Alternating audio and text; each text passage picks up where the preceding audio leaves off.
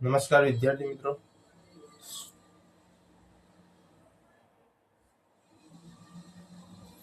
સ્વાગત છે તમારું અમારી ચેનલ પર.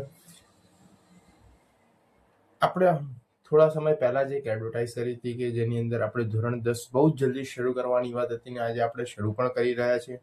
ધોરણ 10 નું ગણિત, આપણે આખું ગણિત વિદ્યાર્થી મિત્રો એકદમ બેઝિક જ્ઞાન સાથે શરૂ કરીશું અને આખું ગણિત આપણે એકદમ સરળ અને શાંતિથી ભણવાના છીએ. તો ગણિતની શરૂઆત કરીએ તો તેની અંદર આપણું પહેલું જ ચેપ્ટર વિદ્યાર્થી મિત્રો આવશે પ્રકરણ 1 વાસ્તવિક સંખ્યાઓ. તો વિદ્યાર્થીઓ તમે ઘણી બધી સંખ્યાઓ વિશે ભણી ગયેલા છો, તો તે સંખ્યાઓને અહીંયા આજે આપણે યાદ કરવાની છે ફરીથી એક વખત, અને સાથે સાથે નવી સંખ્યાઓ વિશે પણ આપણે જાણકારી મેળવવાની છે. તો વિદ્યાર્થી મિત્રો શરૂ કરીએ છીએ આપણું ચેપ્ટર નંબર 1 વાસ્તવિક સંખ્યાઓ.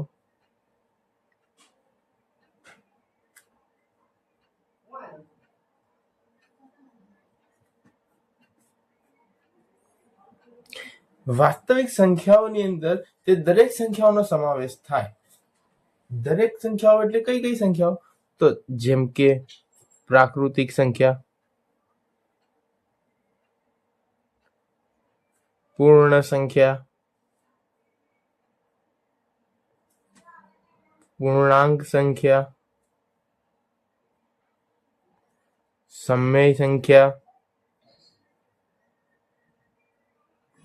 અસમય સંખ્યા,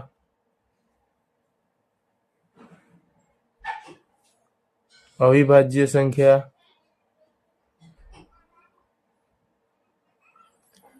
અને વિભાજ્ય સંખ્યા. તો વિદ્યાર્થી મિત્રો આ દરેક સંખ્યાઓનો આપણે અહીંયા આ પ્રકરણમાં ઉપયોગ કરવાનો છે. તેની શરૂઆત,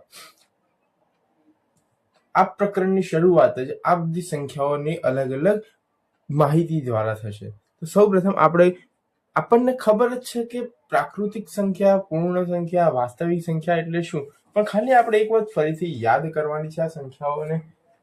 ચલો એક વખત ધોરણ 9 માં આપણે ભણી ગયેલા છે, પણ ફરીથી એક વખત યાદ કરી લઈએ. તો સૌથી પહેલા પ્રાકૃતિક સંખ્યા.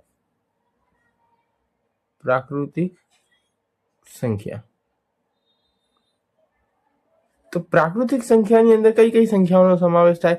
તો પ્રાકૃતિક સંખ્યાની અંદર 1 થી લઈને 1, 2, 3, 4, 5 ડોટ અનંત સુધી આ સંખ્યાઓ આપણે આવી શકે છે. તો કે 1 થી શરૂ કરીને અનંત સુધીની દરેક સંખ્યાઓને આપણે પ્રાકૃતિક સંખ્યા કહીશું. પ્રાકૃતિક સંખ્યા પછી હવે આપણે બીજી સંખ્યા જોઈ લઈએ, પૂર્ણ સંખ્યા. તો પૂર્ણ સંખ્યાની અંદર પ્રાકૃતિક સંખ્યાઓનો તો સમાવેશ થશે, સાથે સાથે એક સંખ્યા વધુ ઉમેરાશે. કઈ? તો એની એકની આગળ 0. તો 0, 1, 2, 3 ડોટ અનંત સુધી, એટલે કે 0 થી શરૂ કરીને અનંત સુધીની દરેક સંખ્યાઓને આપણે પૂર્ણ સંખ્યાઓ કહીશું. 0 થી લઈને અનંત સુધીની તમામ સંખ્યાઓને આપણે કઈ સંખ્યાઓ કહીશું? પૂર્ણ સંખ્યાઓ. અને 1 થી લઈને અનંત સુધી તો પ્રાકૃતિક સંખ્યાઓ. તો આગળ નવી સંખ્યા વિશે આપણે માહિતી લઈએ, પૂર્ણાંક સંખ્યા. આ પણ તમે ભણી જ ગયેલા છો, આપણે એકવાર યાદ જ કરવાની છે. પૂર્ણાંક સંખ્યા, તો પૂર્ણાંક સંખ્યાની અંદર પ્રાકૃતિક અને પૂર્ણ આ બંને સંખ્યાઓનો સમાવેશ તો થશે, જોડે જોડે કંઈક નવું પણ ઉમેરાશે. શું ઉમેરાશે? તો 0 ની ડાબી બાજુ એ અનંત સુધી ડોટ -3, -2, પછી 0, પછી એની જમણી બાજુ પણ અનંત સુધી. અહીંયા આપણે આની એક વ્યાખ્યા જેવું બી લખી શકીએ કે 0 થી ડાબી બાજુ અને 0 થી જમણી બાજુ, એટલે કે ધન અને ઋણ બંને બાજુની અનંત સુધીની સંખ્યાઓને આપણે પૂર્ણાંક સંખ્યાઓ કહીશું. કેવી સંખ્યાઓ કહીશું? પૂર્ણાંક સંખ્યાઓ. 0 ની જમણી અને ડાબી બંને બાજુની સંખ્યાઓને આપણે શું કહીશું? પૂર્ણાંક સંખ્યાઓ.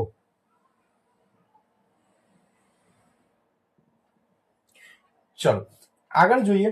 કે પૂર્ણાંક સંખ્યાઓ પછી બીજી કઈ સંખ્યાઓ છે, તો અહીંયા સમય સંખ્યા છે, અસમય સંખ્યા છે. ચલો એ પણ જોઈ લઈએ. તો સૌથી પહેલા જોઈએ આપણે અસમય સંખ્યા.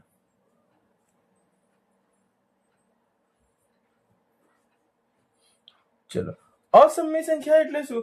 તો જે સંખ્યાને p/q સ્વરૂપમાં દર્શાવી શકાય નહીં તેવી તમામ સંખ્યાઓને અસમય સંખ્યાઓ કહીશું.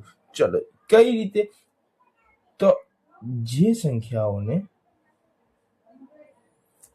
p/q, હવે ઘણા લોકોનો સવાલ થાય કે સર p/q એટલે શું? તો વિદ્યાર્થીઓ, આપણે ધોરણ 9 ની અંદર આ કોન્સેપ્ટ આપણે ભણી ગયેલા છે કે p/q એટલે કે અંશ અને છેદ.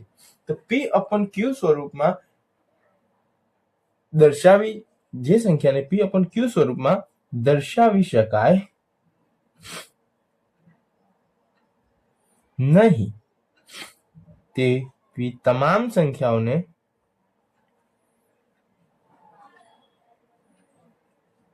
આપણે કઈ સંખ્યા કહીશું? તો અસમય સંખ્યા કહીશું. તો કઈ સંખ્યાઓ? તો જુઓ, આપણે દાખલા તરીકે હું તમને એક ઉદાહરણ આપીને સમજાવું કે જેમ કે વર્ગમૂળમાં 2 છે, વર્ગમૂળમાં 3 છે, પછી આપણે પાઈની કિંમત લખીએ છીએ, ખબર છે 22/7, એ પણ આની અંદર સમાવેશ થાય.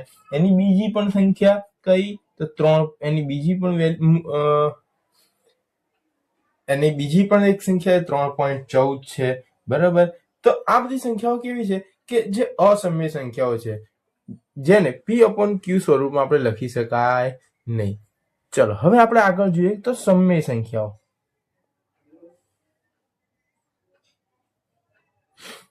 સમય સંખ્યાઓની અંદર કોનો સમાવેશ થાય? તો સમય સંખ્યાઓની અંદર તે દરેક સંખ્યાઓનો સમાવેશ થાય કે જે પ્રાકૃતિક, પૂર્ણ, પૂર્ણાંક, આ ત્રણ સંખ્યાઓનો સમાવેશ સમય સંખ્યાની અંદર થશે. પ્રાકૃતિક, પૂર્ણ, પૂર્ણાંક, આ ત્રણ પ્રકારની સંખ્યાઓનો સમાવેશ સમય સંખ્યાની અંદર થાય. અને આપણે એવું પણ કહી શકીએ કે જે સંખ્યાને p/q સ્વરૂપમાં દર્શાવી શકાય તેવી તમામ સંખ્યાઓને આપણે શું કહી શકીશું? તો સમય સંખ્યા કહીશું. ચલો, એનું એક ઉદાહરણ લઈ લઈએ. દાખલા તરીકે 1/2, 3/5, 4/16 વગેરે. આવી દરેક સંખ્યાઓને આપણે, હજી તમને એમ થાય કે સર આ તો p અને q બંને સ્વરૂપમાં તમે અહીંયા બતાવો છો, એવી કોઈ સંખ્યાઓ બતાવો કે જે અઘરી આવે. આવી શકે, જેમ કે -2, 1. તો તમને એમ થાય કે સર અહીંયા આગળ તમે એકલું -2 ને 1 જ લખ્યું, તો આમાં p/q સ્વરૂપ ક્યાં થયું? તો જુઓ વિદ્યાર્થીઓ, અહીંયા છેદમાં કઈ ના હોય એટલે શું હોય? 1 તો હોય જ, બરાબર. તો p/q સ્વરૂપ બની ગયું. તો આ દરેક સંખ્યાઓને p/q સ્વરૂપમાં લખી શકાય એટલે આ દરેક સંખ્યાને સમય સંખ્યા કહેવાય. વિદ્યાર્થી મિત્રો, આજે આપણે આટલી સંખ્યાઓ વિશે ભણ્યા. હજી આપણે એક વિભાજ્ય અને અવિભાજ્ય સંખ્યા વિશે પણ જાણવાનું છે. ચલો, તો પહેલા એક વિભાજ્ય સંખ્યા વિશે આપણે જાણી લઈએ.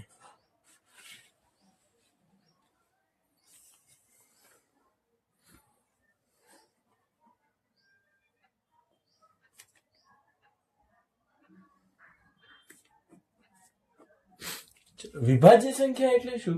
તો વિભાજ્ય સંખ્યા એટલે એવી સંખ્યા કે જેને એક સિવાય કોઈ પણ અન્ય સંખ્યા વડે ભાગી શકાય. જે સંખ્યાને એક સિવાય અન્ય કોઈ પણ સંખ્યા વડે ભાગી શકાય તેવી તમામ સંખ્યાઓને વિભાજ્ય સંખ્યા કહેવાય. અને સાથે સાથે આપણે અહીંયા અવિભાજ્ય પણ જોઈ લઈએ. ચલો, અવિભાજ્ય સંખ્યા એટલે શું? તો અવિભાજ્ય સંખ્યા એટલે એવી સંખ્યાઓ કે જેને એક અથવા એક, અહીંયા વિભાજ્ય અને અવિભાજ્યની અંદર એકને લેવાનો નહીં. કેમ? તો એક તટસ્થ સંખ્યા છે, બરાબર. તો એક સિવાયની કોઈ પણ સંખ્યાને કોઈ અન્ય સંખ્યા વડે ભાગી ન શકાય, તે સંખ્યા પોતાના સિવાય અન્ય કોઈ સંખ્યા વડે ભાગી ન શકાય તે તમામ સંખ્યાઓને અવિભાજ્ય સંખ્યા કહીશું. ચલો સૌથી પહેલા આપણે કઈ સંખ્યા આવે તો 1. તો 1 નો તો આપણે સમાવેશ અહીંયા આગળ કરીશું નહીં. કેમ? તો હમણાં જ વાત થઈ, 1 નો સમાવેશ ના થાય. ચલો પછી 2. તો 2 એ કેવી સંખ્યા છે? 2 ને ખાલી પોતે 2 વડે જ ભાગી શકાય, બીજી કોઈ સંખ્યા વડે ભાગી શકાય નહીં. તો 2 એ અવિભાજ્ય થઈ ગઈ. 3 ને પણ ના ભાગી શકાય, 3 પણ અવિભાજ્ય થઈ ગઈ. 4 ને ભાગી શકાય તો 4 વિભાજ્ય થઈ ગઈ. 4 ને 2 વડે ભાગી શકાય. 5 ને ના ભાગી શકાય તો 5 અવિભાજ્ય થઈ ગઈ. 6 ને ભાગી શકાય તો 6 વિભાજ્ય થઈ ગઈ. 7 ને ના ભાગી શકાય તો 7 અવિભાજ્ય થઈ ગઈ. 8 ને ભાગી શકાય તો 8 વિભાજ્ય. 9 તો 9 પણ ભાગી શકાય તો 9 વિભાજ્ય. 10 ને પણ ભાગી શકાય તો 10 વિભાજ્ય. 11 ને પણ ભાગી શકાય, 11 ને ભાગી શકાય નહીં એટલે 11 અવિભાજ્ય. ચલો 12 ને તો 12 ને ભાગી શકાય. 13 ન ભાગી શકાય. 14 ભાગી શકાય. 15 ભાગી શકાય. 16 ભાગી શકાય. 17 ન ભાગી શકાય. 18 ભાગી શકાય. 19 ને ન ભાગી શકાય અને 20 તો 20 ને ભાગી શકાય. તો આવી અનંત સુધીની સંખ્યાઓનો સમાવેશ આની અંદર થાય છે. તો વિદ્યાર્થી મિત્રો, આજે આપણે ધોરણ 10 ના ચેપ્ટર નંબર 1 ની અંદર સમાવેશ થતી દરેક સંખ્યાઓ વિશે ભણી ગયા. હવે આના પછીના વિડીયોમાં આપણે ચેપ્ટર નંબર 1 ના ઉદાહરણથી શરૂઆત કરીશું અને તેના પહેલા પણ થોડીક આપણી માહિતી હજી બાકી રહેશે, તે પણ આપણે તેની અંદર મેળવીશું. તો વિદ્યાર્થી મિત્રો, આશા રાખું છું કે તમને આ વિડીયો ગમ્યો હોય. વિડીયો ગમ્યો હોય તો વિડીયોને લાઈક કરો, તમારા અન્ય મિત્રો સાથે શેર કરો અને ચેનલને સબસ્ક્રાઇબ કરવાનું ભૂલતા નહીં. તો મળીએ એક નવા વિડીયો સાથે.